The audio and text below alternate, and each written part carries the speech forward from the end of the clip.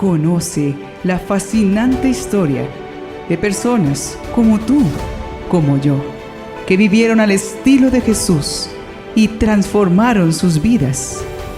Bienvenido al Catálogo Divino.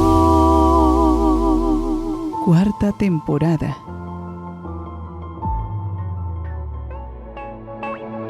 Un fraterno saludo, deseándoles la paz de Dios en sus corazones. Tengamos la firme esperanza de que nuestros esfuerzos de ser cada día mejores serán bendecidos y darán su fruto poco a poco.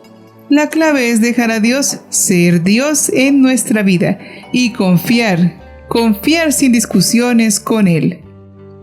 Así lo hicieron los santos y por ellos les invitamos a conocer más historias de santidad en este 11 de octubre.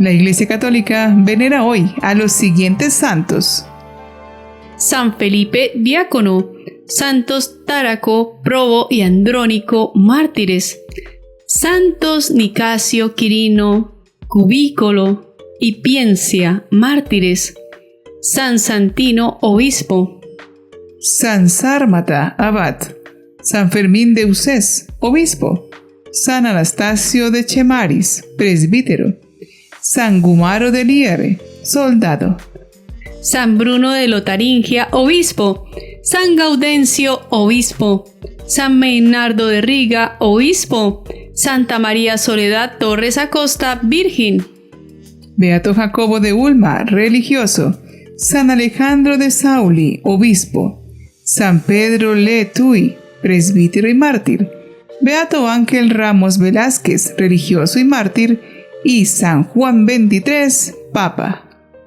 Un obispo santo en medio de una diócesis muy alejada de Dios hizo una gran labor misionera y evangelizadora a partir de una gran santidad personal, hasta que el pueblo lo llamaba el apóstol de la paz. Conozcamos a San Alejandro de Sauli. Este gran santo italiano nació en Milán en 1535. Se cuenta que Alejandro, desde tierna edad, tenía un sentido moral y religioso muy profundo, al punto que una vez, cuando tenía 15 años, se atrevió a desbaratar un espectáculo inmoral en su barrio. Sintió la llamada a servirle al Señor en la vida consagrada y se vinculó a la comunidad de los padres barnabitas a los 17 años. Cuando Alejandro fue ordenado sacerdote, su forma de predicar fue tan ungida que el entonces arzobispo de Milán, el gran santo Carlos Borromeo, lo nombró su predicador aquella cuaresma, y el arzobispo, junto al cardenal Sfondrati, que después fue el Papa Gregorio XIV, participaban de dichos sermones, llegando a conmoverse hasta las lágrimas. Con grandes valores morales e íntegra vida religiosa, a los 34 años, Alejandro llegó a ser nombrado superior general de su comunidad, y San Carlos Borromeo lo designó como su confesor. Su vida ejemplar llegó a oído del pontífice San Pío V, que lo designó obispo de la isla de Córcega. Fue consagrado por el arzobispo Carlos. Alejandro encontró a Córcega en el más lastimoso estado moral. Demos un recorrido del ambiente que encontró Alejandro. Su escaso clero era muy ignorante, no conocía bien ni siquiera el rito de la misa y vivía sin entusiasmo. También eran violentos, sin ningún escrúpulo tenían mujeres y no querían obedecer al obispo que no lo permitía. Sus habitantes, que vivían dispersos entre bosques y montañas, casi salvajes, no conocían los más elementales rudimentos de nuestra religión.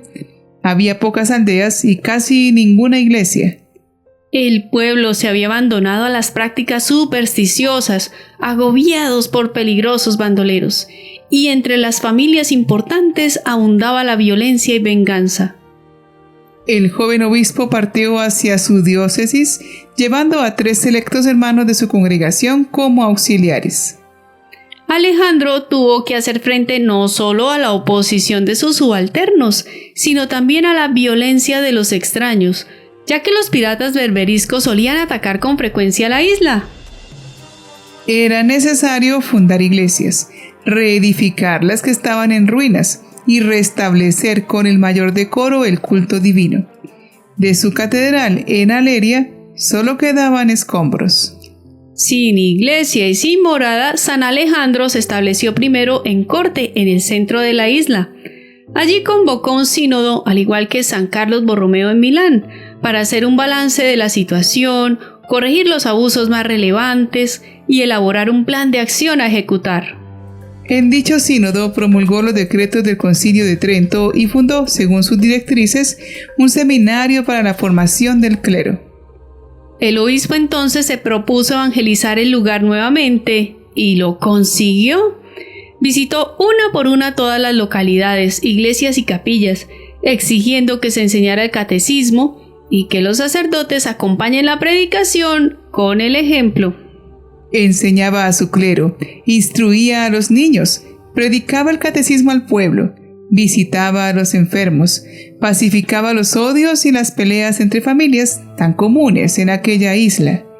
En sus visitas predicaba con entusiasmo, celebraba los sacramentos y aconsejaba a los sacerdotes y fieles que pedían la confesión. En poco tiempo, los 3 misioneros que el santo trajera consigo murieron de fatiga.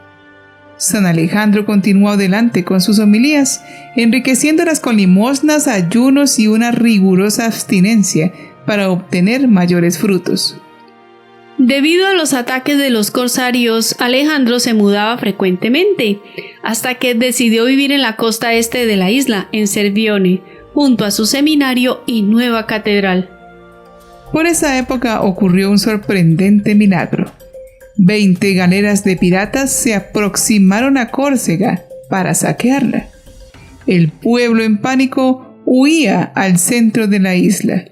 Le pidieron al obispo que también huyera, pero él respondió que antes debían depositar su confianza en Dios.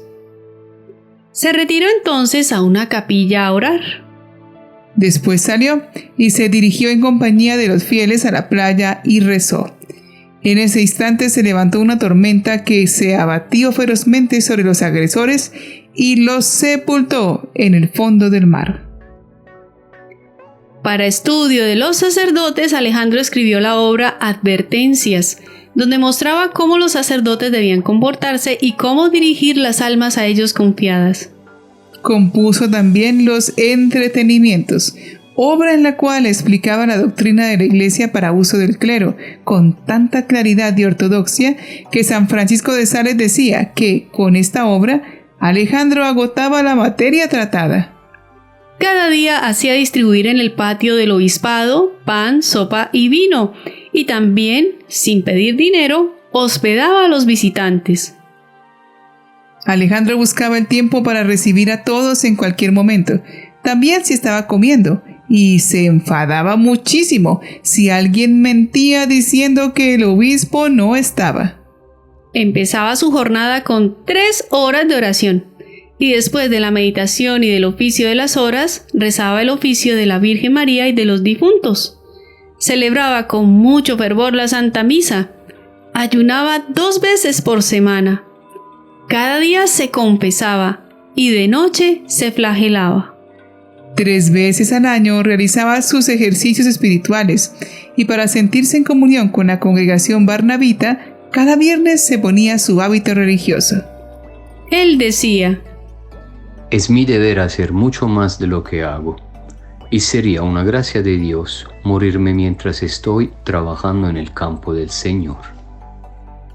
Fueron 20 años de servicio generoso de este santo dedicado al pueblo de Córcega. Dios coronó su esfuerzo con fruto abundante y una completa reforma de su diócesis. Las diócesis de Génova y Tortona lo querían como pastor, pero el Papa Gregorio XIV lo nombró obispo de Pavía en 1591.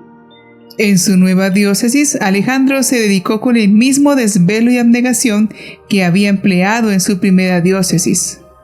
Estando en Calosso, en el condado de Asti, el santo prelado enfermó gravemente hasta fallecer el 11 de octubre de 1592 a los 58 años. Por los muchos milagros obtenidos por su intercesión, el Papa Benedicto XIV lo beatificó en 1741 y San Pío X lo canonizó en 1904. Oremos al Señor para que ayude a nuestros obispos y pastores en su ardua tarea, y a nosotros nos guíe para buscar siempre lo que agrada a Dios, por intercesión de este gran santo. Dios Todopoderoso y rico en misericordia, te rogamos por intercesión de tu servidor San Alejandro de Sauli, aleja de nosotros todos los males, para que sin impedimentos en el alma y en el cuerpo, cumplamos tu voluntad con libertad de espíritu por Jesucristo nuestro Señor. Amén. San Alejandro cautivaba con su bondad y testimonio a los fieles, y sus sermones dejaban a las personas ávidas por formarse. Es importante reconocer cómo una mentalidad aferrada a lo que es contrario al querer de Dios se ha endurecido así precisamente por la ignorancia. Alejandro sabía que cuando las personas conocen bien a Jesucristo y frecuentan su amistad, su corazón rápidamente se inclina a ser bueno y a dejar las conductas dañosas. ¿Cuántos quieren adorar a Dios, pero no lo conocen? Aprendamos más sobre Dios y sus enseñanzas para tener buenos criterios de fe y mejores decisiones. Que nuestra vida sea una excelente manera de invitar a los demás a conocer al Dios que honramos con nuestra conducta. San Alejandro de Sauli, ruega por nosotros.